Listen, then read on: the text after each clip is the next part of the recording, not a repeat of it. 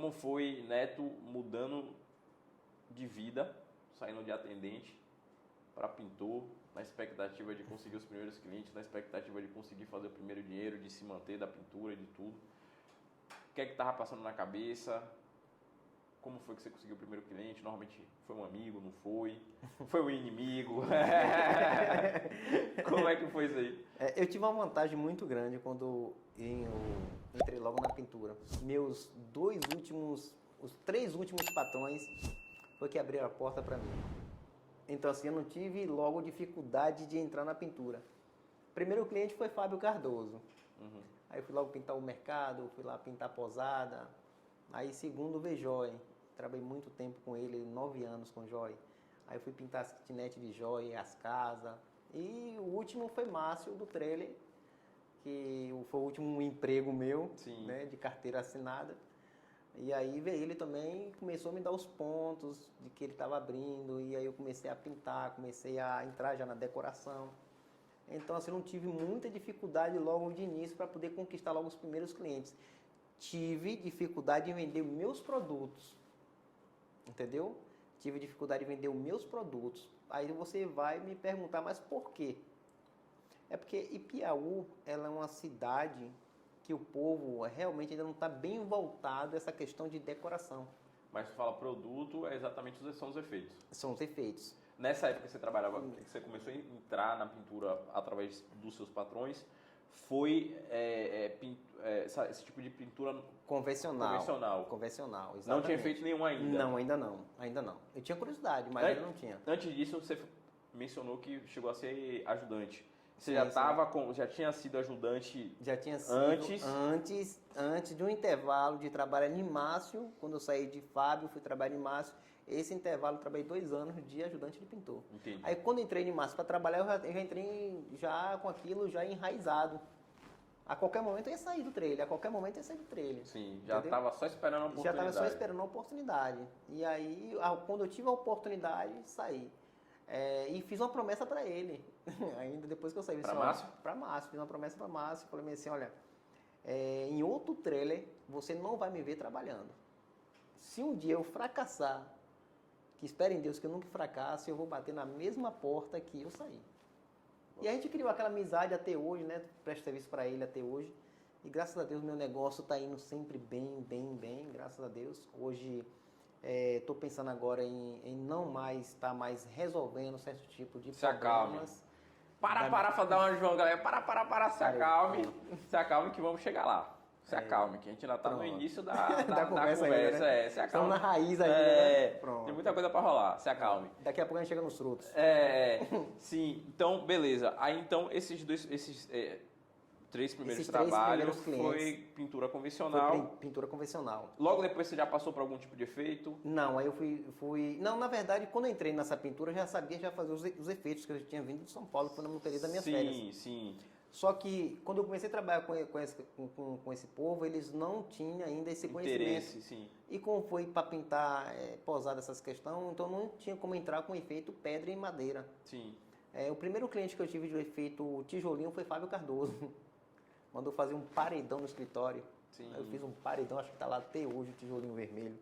Até hoje, se eu chegar lá, eu quero desmanchar aquele tijolinho vermelho. Mas na época era o auge, né? Uhum. E aí depois veio Joy que abriu também a oportunidade, porque como as kitnet de Joy, todas as casas, era 12 casas, tinha balcão americano, aí ele falou assim, pode fazer o que você quiser.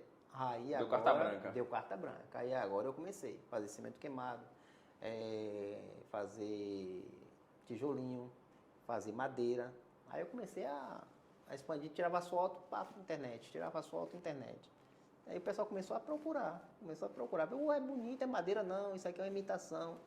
Faz no muro, aí eu comecei a fazer muro, fachada.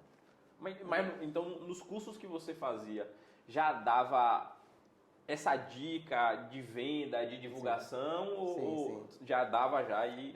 Todos os cursos que a gente toma, tanto do pedra, da marmorização, eles já te explicam como você vender pela internet. Então você não é apenas o curso dos efeitos que você está tomando. Você está comprando um curso de efeitos e ao mesmo tempo você recebe de brinde essa orientação de você estar postando nas redes sociais.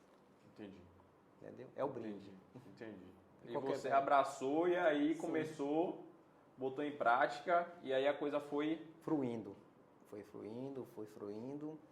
Ofereci também muitos trabalhos de graça. Eu chegava na casa de alguém, num comércio, falei assim, rapaz, eu posso fazer aí. Compra só o material que eu faço. Pronto, tu tocou num negócio interessante agora pra gente falar. Como é que, por exemplo, ia fazer, tomava um curso, determinada mármore, etc. Para testar, para manter isso sempre a prática em dia, como é que tu fazia? Pegava alguma parede da tua casa, pegava... Como é que era esse esquema aí? Eu acho que minha mãe me xinga até hoje. Minha mãe tinha um beco e tinha um purão. O purão das paredes todas até hoje. Tudo pintado. Tá lá tudo de efeito lá, é tijolinho, é pedra, madeira. Foi onde eu fazia as paredes e postava. Entendeu? Aí eu ficava fazendo um teste, dava certinho, ligava pro professor ali na mesma hora, professor, tô fazendo isso aqui, não, ó, tal cor, assim, assim, assim, eu começava a fazer, porque já tinha tempo que eu tinha feito o curso. Aí ele, vou te mandar atualização, mandava atualização, eu já chegava ali, fazia tal, mandava foto pra ele, parabéns, pode postar. Eu posto assim, assim, eu começava a postar. Foi caindo na graça do povo e também muito trabalho também, que nem eu tô te falando, oferecer muito trabalho de graça. E aí depois eu entrei num projeto social que a gente reformava as casas das pessoas aqui em Piauí. E aí eu entrei nesse projeto como pintor. Sim. E aí a maioria das casas que a gente entrava num projeto, eu fazia um efeito. Eu boto fé. Teve casa que eu cheguei a fazer o piso, que as pessoas não tinham condições, eu fiz o piso todo no madeira. Até hoje intacto. Todo no madeira, rústico.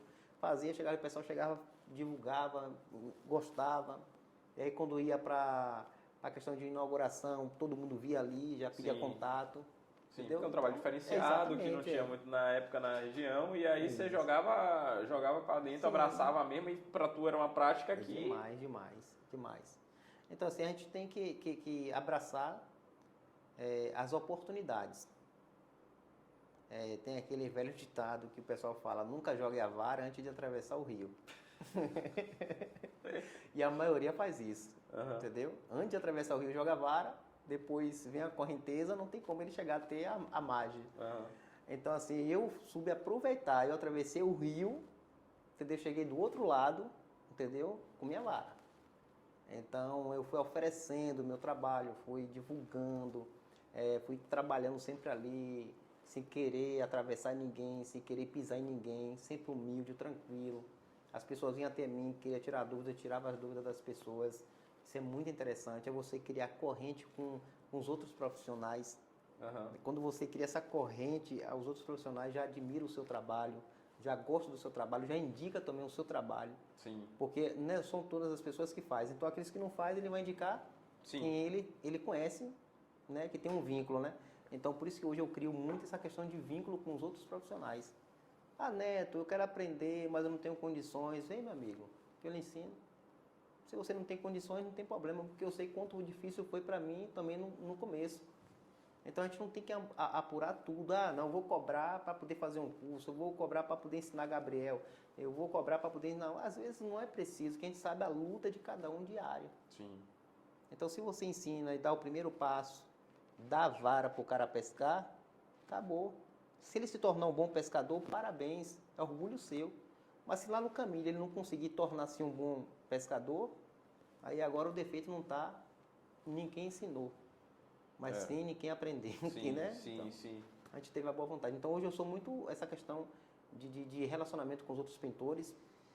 Eu tenho uma facilidade muito grande de ter, entendeu? Eu gosto de ter essa questão desse vínculo.